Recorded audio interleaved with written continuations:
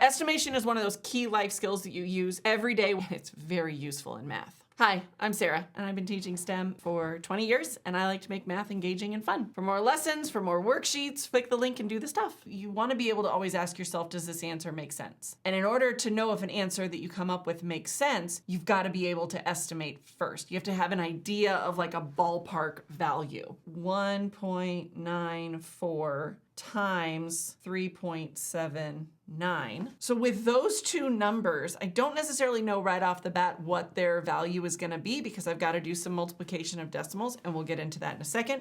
But first I want to just estimate. Usually estimating, you use a lot of rounding. So we're going to round off to an easier number that's more accessible. So 1.94, I think about what's the closest whole number, because whole numbers are way easier to work with when you're estimating especially. But 1.94, that's close to 2. And then 3.79 is close to 4. Now 2 times 4 is 8.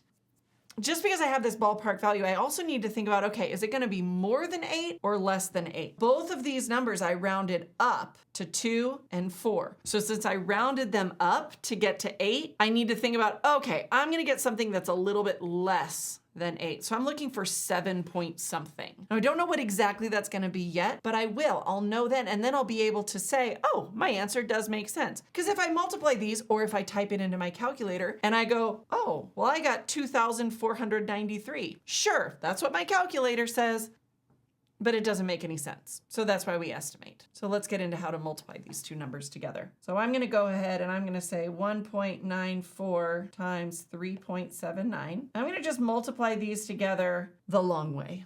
The long way. 9 times 4 is 36. 6, carry the 3. 9 times 9 is 81. Plus 3 is 84. 9 times 1 is 9, plus 17. There we go. X. 7 times 4 is 28. I don't know if you guys really want to watch this, but here we are. 7 times 1 is 6, so that's 13. And then we plug it in 2 more, so then we have 12. Boop. 3 times 9 is 27, 28.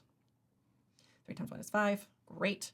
Okay, so now we add all of these up. There's a lot of numbers. Okay, so we've got 6, and we've got 12. Carry the 1. We have 8, 13, 15, 2, 5, 13, 7. And now, here's the part that can trip you up a little bit.